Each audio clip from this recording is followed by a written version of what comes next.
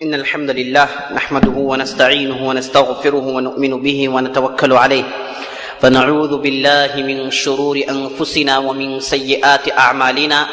من يهده الله فلا مضل له ومن يضلل فلا هادي له ونشهد أن لا إله إلا الله وحده لا شريك له ونشهد أن محمدا عبده ورسوله أما بعد فقال الله تبارك وتعالى والنجم إذا هوى ما ضل صاحبكم وما غوى وما ينطق عن الهوى إن هو إلا وحي يوحى.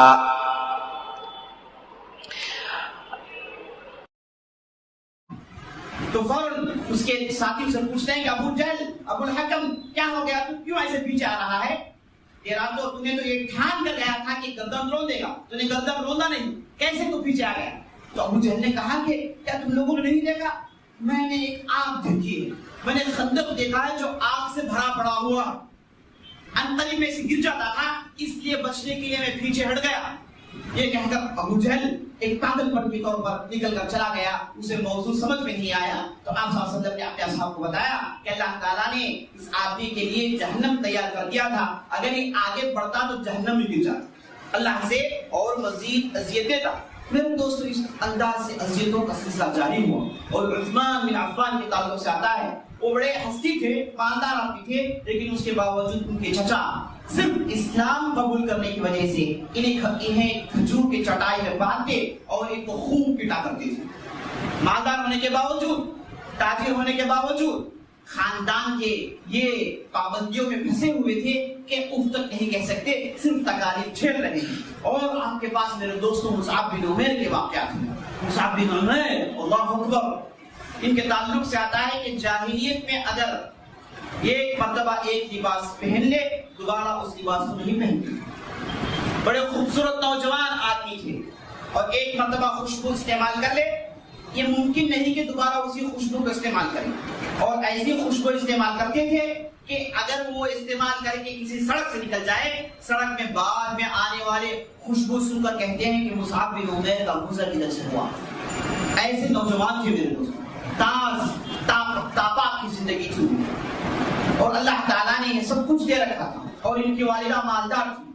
لیکن جب حق کی صدا ان کے کان کو پہنچی، آپ صلی اللہ علیہ وسلم کی دعوت ان کے کان کو پہنچی،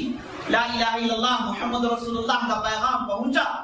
تو یہ نوجوان لپک کر آپ صلی اللہ علیہ وسلم کی رسالت پر ایمان لاتا ہے، آپ صلی اللہ علیہ وسلم کی نبوت پر ایمان لاتا ہے۔ اور اس کے بعد ہوا کیا؟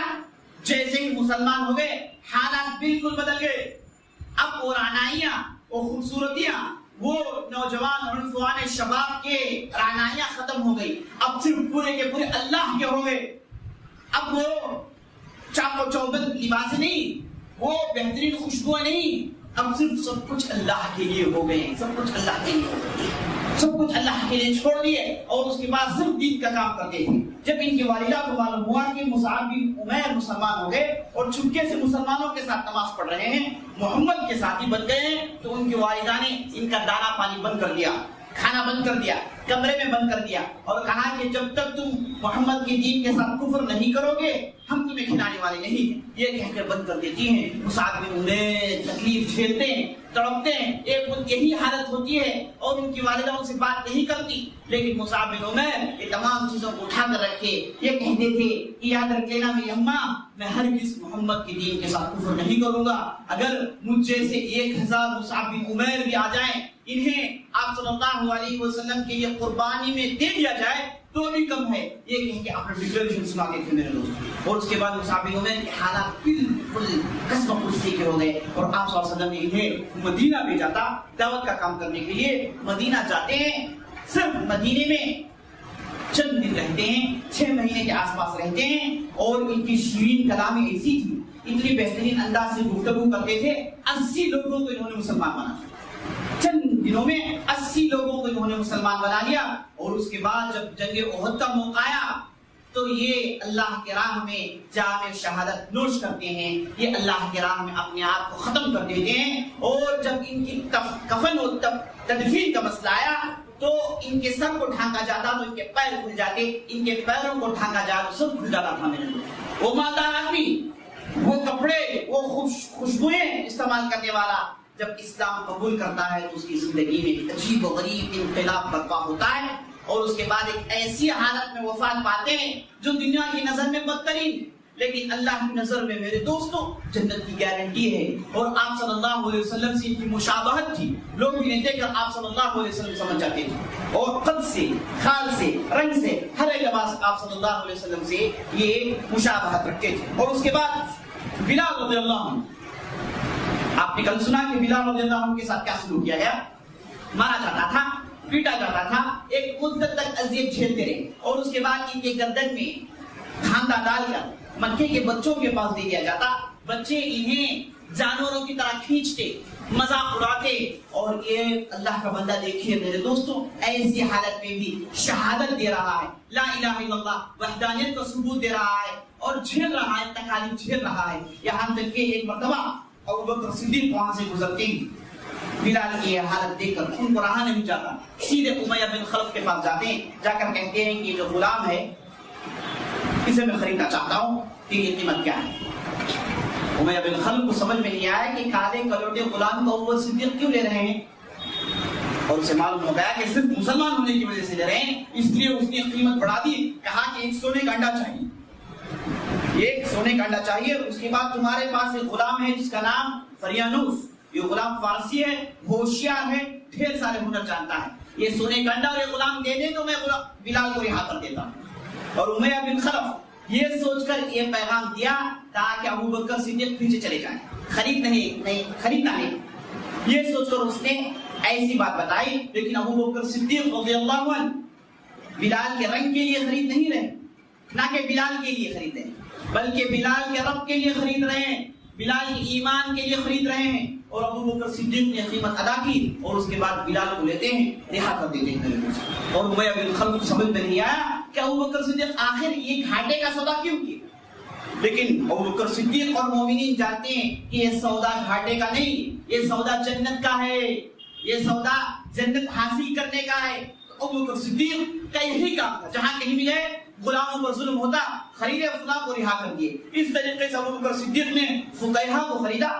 جنہیں مارا جاتا تھا، جن کے پیروں کو باندھ کر ریت میں کھینچا جاتا تھا، صرف اس وجہ سے کہ مسلمان ہو گئے، اور ابوبکر صدیق انہیں بھی خرید کر رہا کرتے ہیں۔ اور اس کے بعد خباب بن ارد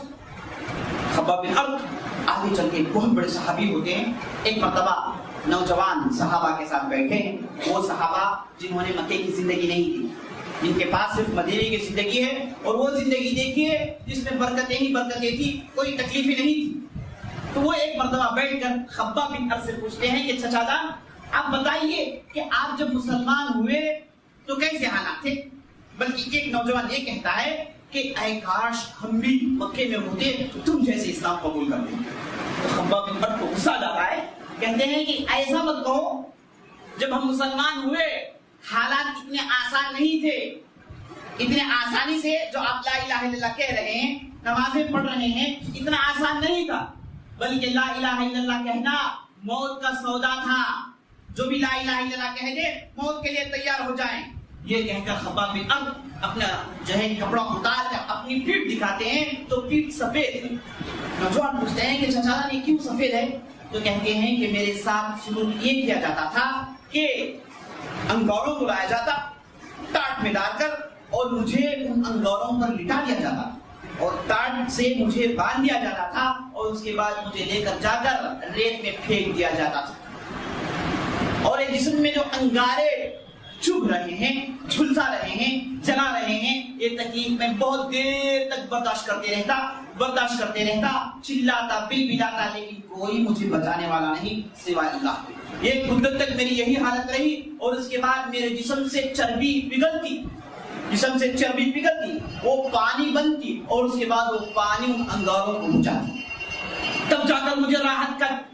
موقع ملتا، راحت کی سانس لیتا میں۔ ایسے حالات تھے، تو جس حالت میں تم ہو اللہ کی تعریف کرو اور چین سے اپنی زندگی گزارو، وہ زندگی کے تعلق سے تم لوگ مت سوچو۔ یہ کہا کرتے تھے میرے دوستوں خباب بن ارد، جس سے معلوم ہوتا ہے کہ کتنے تکالیف صحابہ نے برداشت کیا۔ ایک لمبی فہرست ہے میرے دوستوں۔ روزانہ شیوا یہ ہو گیا کہ آپ صلی اللہ علیہ وسلم کے کپڑوں کو غلیظ کر دیتے، خراب کر دیتے، آپ صلی اللہ علیہ وسلم پھر کپڑے بتاتے اور پھر باہر نکلتے اور پھر وہ لوگ خراب کر دیتے۔ ओछड़ी फेंकना, गोटियां फेंकना, बकरियों के बच्चे दानियां फेंकना, ये आम हो गया था मेरे दोस्त। लेकिन आप सल्लल्लाहु अलैहि वसल्लम सब्र कर रहे हैं, अपना पैगाम सुना रहे हैं, दीन की दावत आगे बढ़ रही है, हक की बात आगे बढ़ रही है, ये सिलसिला जारी है। और अबू लहब ऐसा जालिम साबित हुआ, पूरे जितनी भी ये बदतरीन सरगर्मियां थी, इसके पीछे अबू लहब था मेरे दोस्तों। अबू लहब ने आप सल्लल्लाहु अलैहि वसल्लम के साथ इंतहाई बदतरीन सलूक किया और आप सल्लल्लाहु अलैहि वसल्लम ने कई मर्तबा उस पर बदुआ भेजी और उसकी आप सल्लल्लाहु अलैहि वसल्लम की बदुआ लगी। बदर के बाद वफात पाया, इंशाल्लाह आगे बात आएगी। तो ये आप सल्लल्लाहु अलैहि वसल्लम की शख्सियत पर डायरेक्ट अटैक। और उसके बाद ये जो मुशरिकीन थे, उन्होंने जो भी मुसलमान हुआ उस पर अटैक, एक कमेटी बनाई, बोले कि हमने बहुत कुछ कोशिश कर लिया, अब ईज़ा रसानी के अलावा, तकलीफ देने के अलावा कोई चारा नहीं। ये कह के जो भी मुसलमान होते उन्हें पीटते। और बिलाल रज़ियल्लाहु अन्हु, जिनका वाक़या मशहूर है, जिनका सरदार उमैया बिन खलफ है, ये बिलाल रज़ियल्लाहु अन्हु को ऐसी अज़ियत देता,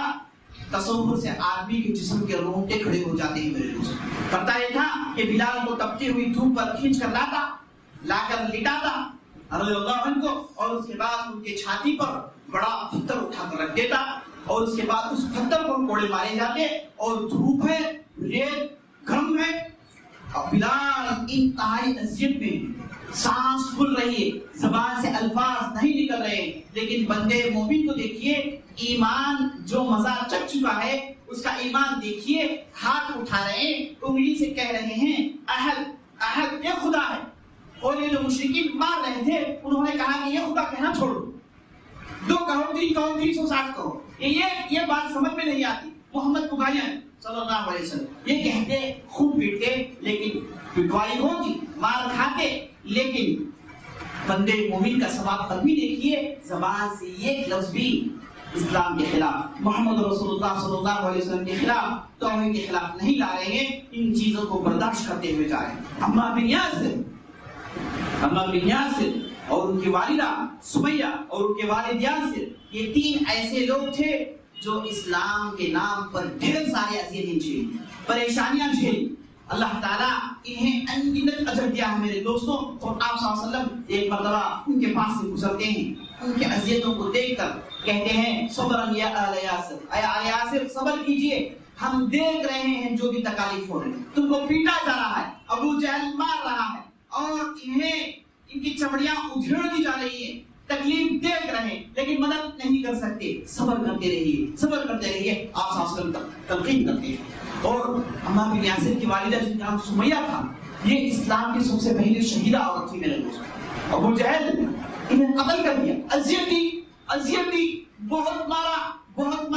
लेकिन ये बंदे मोमिना ऐसी हैं, जितना भी मारे हंसती, मारने जा रहा है हंसती,